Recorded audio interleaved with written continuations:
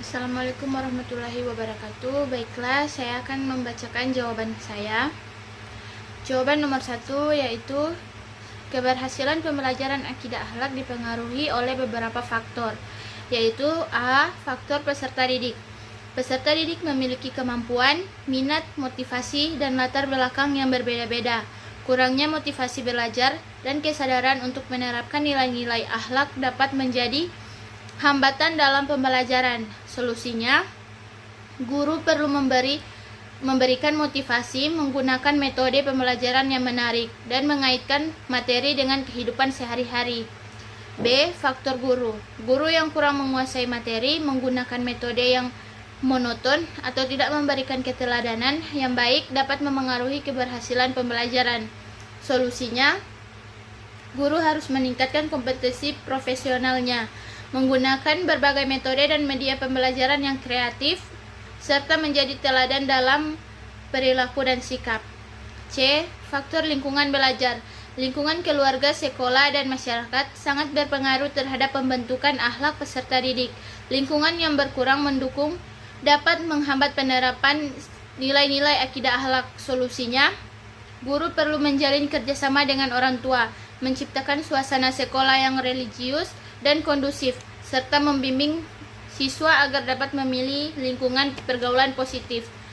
Jawaban nomor 2, konsep internalisasi nilai iman dan akhlak di dalam perspektif pendidikan Islam adalah proses menanamkan nilai-nilai keimanan dan akhlak mulia ke dalam diri peserta didik, sehingga nilai tersebut tidak hanya diketahui, tetapi juga diyakini dan diamalkan dalam kehidupan sehari-hari.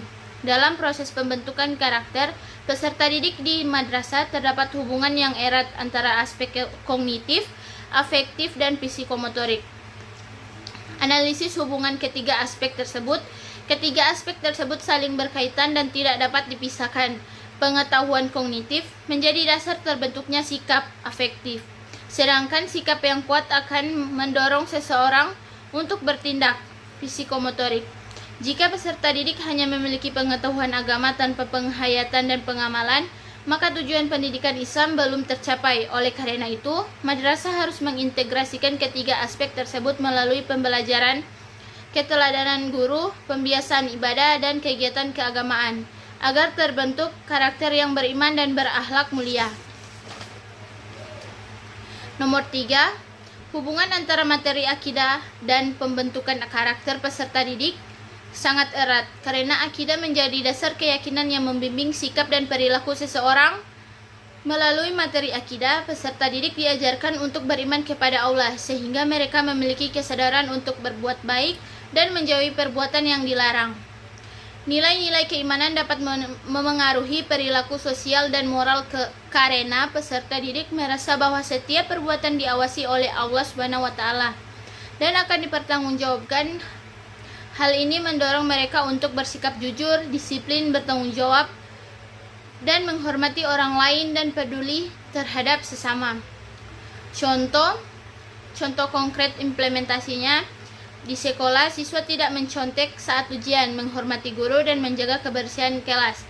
Di keluarga, membantu orang tua, berkata sopan, dan melaksanakan sholat tepat waktu.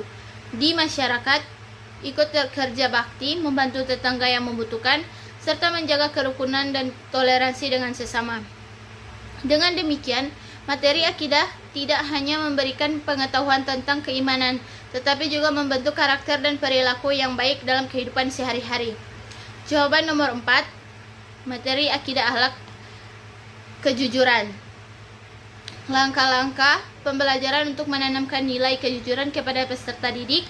1. Pendahuluan. Guru menjelaskan pentingnya sikap jujur dalam Islam dan mengaitkannya dengan kehidupan sehari-hari. 2. Penyampaian materi. Guru menjelaskan pengertian, manfaat, dan contoh perilaku jujur serta menyampaikan kisah teladan Rasulullah SAW yang dikenal sebagai pribadi yang jujur atau Al-Amin. 3. Diskusi dan tanya jawab. Peserta didik berdiskusi tentang contoh perilaku jujur dan tidak jujur yang sering terjadi di sekolah maupun di rumah. 4. Praktik atau simulasi. Guru memberikan studi kasus atau main peran, misalnya menemukan barang milik teman dan meminta siswa menunjukkan tindakan yang seharusnya dilakukan. 5. Pembiasaan. Guru membiasakan siswa untuk berkata jujur, tidak mencontek saat ujian, dan mengakui kesalahan jika melakukan pelanggaran. 6. Evaluasi dan refleksi. Guru meminta siswa menceritakan pengalaman mereka dalam menerapkan kejujuran dan memberikan penguatan terhadap perilaku positif yang telah dilakukan.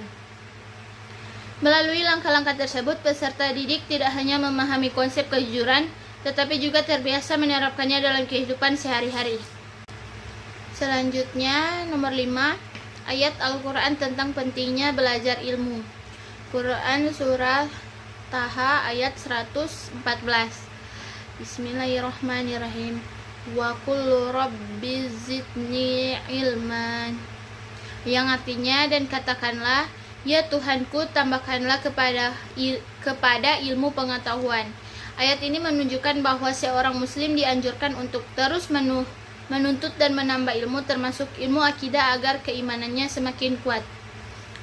Hadis tentang pentingnya menuntut ilmu. Rasulullah Shallallahu Alaihi Wasallam bersabda, talbu ilmi faridatun ala kulli muslimin. Yang artinya, menuntut ilmu itu wajib bagi setiap muslim. Hadis riwayat Ibnu Majah. Ayat dan hadis di atas menjelaskan bahwa menuntut ilmu merupakan perintah dalam Islam. Dengan mempelajari ilmu, khususnya ilmu akidah, seseorang dapat mengenal Allah dengan lebih baik, memperkuat keimanan, dan mengamalkan ajaran Islam dalam kehidupan sehari-hari. Baik, itulah jawaban dari saya. Wassalamualaikum warahmatullahi wabarakatuh.